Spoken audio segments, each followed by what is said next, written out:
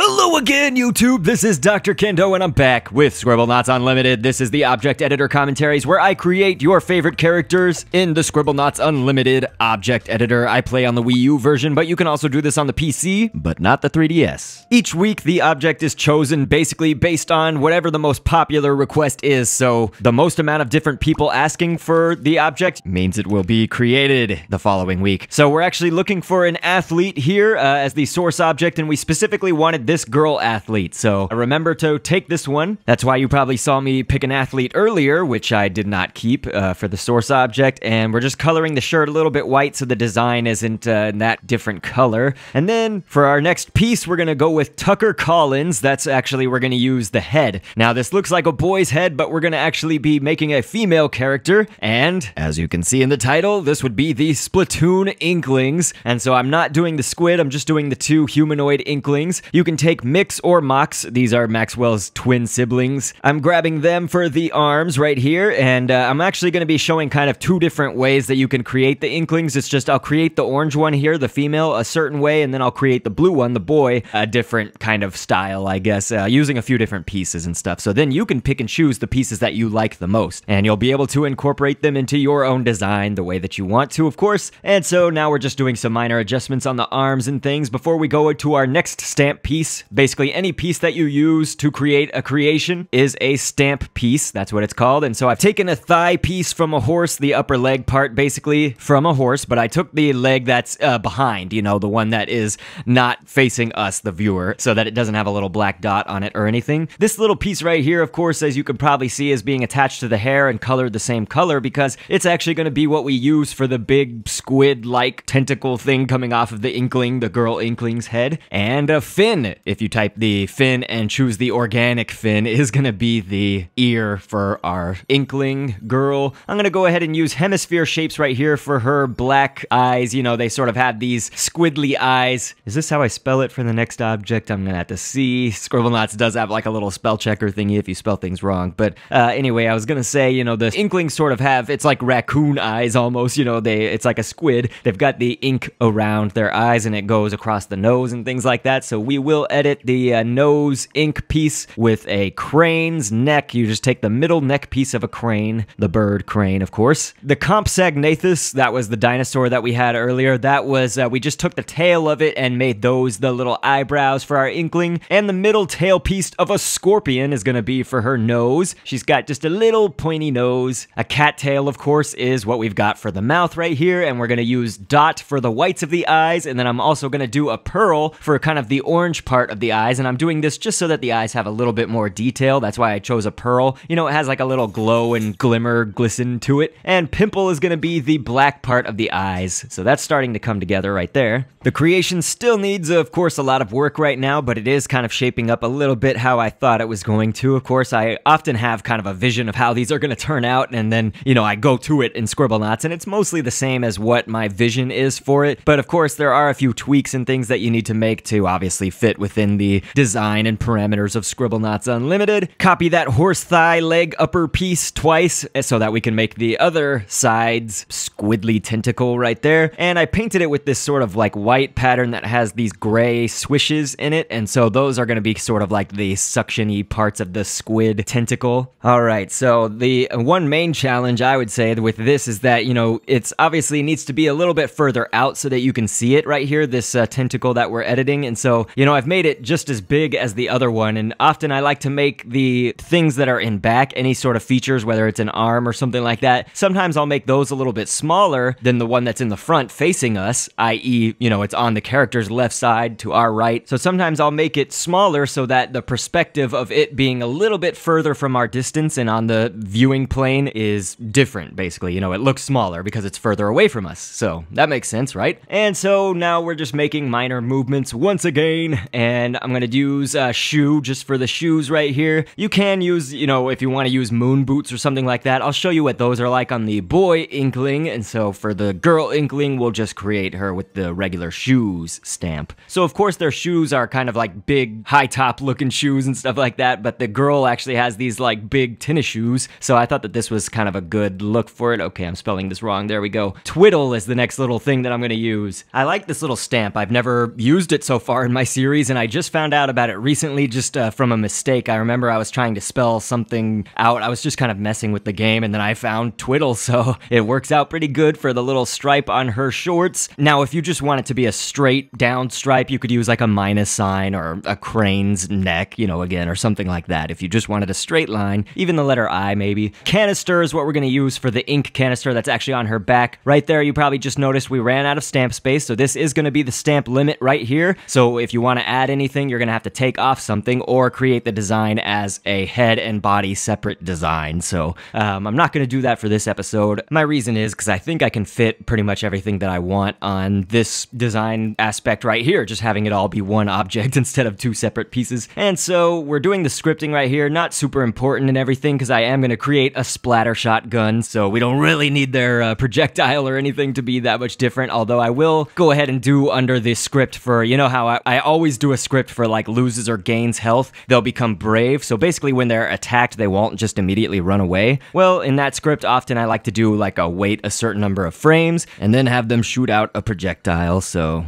I have gone ahead and done that as well right here, so that she'll shoot out like an orange puddle, basically. And you can call it whatever you want. I mean, I'm just calling it Inkling Orange. You could call it Inkling Girl. You could call it the name that they have for the, both of them. You could call their names from the Splatoon Direct that was like pretty much towards the beginning of this month, actually. But Splatoon, thank God these Inklings were actually the most popular vote for one of the weeks. But I say thank God because, I mean, honestly, Splatoon just has come out, and so I probably would have created them anyway, so this means that this guy keeps running away. I made this like hostile dude, but he just keeps running from the Inkling, but we'll now, of course, make him turn around and fight. He'll be braver this way. So there, the puddle looks like it works for the script. Of course, again, I'm going to show what it looks like giving her a splatter shot in just a moment. So now we'll move on. So let's see, we're going to start out kind of similar, although we do want a different athlete. You could also do jogger. A jogger is a kind of synonym to get the same stamp. So you want this athlete, again, it's kind of similar to the girl one, so you could probably succeed even if you got the girl one if you're, you know, not patient enough to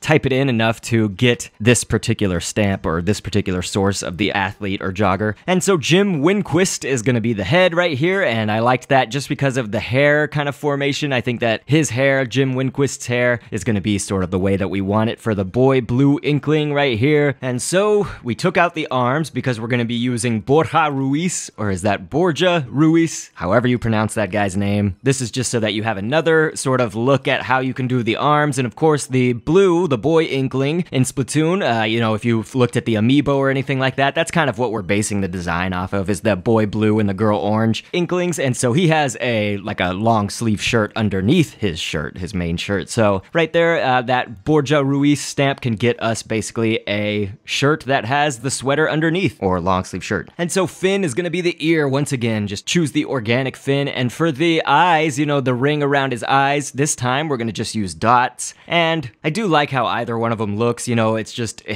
they kind of look like little rascal kids and stuff like that because their eyebrows are kind of slanted down, and so that, in all honesty, gives me kind of the same effect as just using the hemispheres, so that's just another way you can do it. But here you saw that we took some 29-page library arms, specifically I believe that was on the 3rd page, so you want that arm and then double up on it because one of them is going to be white for the squiddly part underneath it, the white tentacly suction part. That's what I'm trying to say. So next you can grab any sort of generic arm. I'm finding it on the 3rd page right here, down in the very bottom right-hand square on that 3rd page. You can just grab any, honestly, any of those generic arm shapes will probably work. I just like this one, just particularly this shape is what I was going for right here. So I kind of did this moon cratery look, I guess, pattern from the color pattern library. It's like a gray with some like craters on it, little dots and things. And then of course I painted over it with like a dark blue. So that's just to give it some texture designs and stuff like that. Then I took this other 29-page library arm and gave it the graffiti paint on it. So that's going to be kind of like the hair tie that ties it all together right here for the blue Inkling. These two sort of squiddly hair pieces tied up in the back. So anyway, I don't remember if I mentioned it or not. So the cattail was the eyebrows that we've got right there. And we're using dots for the white of the eyes once again. And pearl yet again for the color part of the eyes, the blue part. And scorpion, the middle part of the scorpion's tail is again going to be the nose. We did the letter I as the middle nose ink part right there for the Inkling's eyes and nose combo inkness. Gosh, I'm not super articulate today. It's been a long day.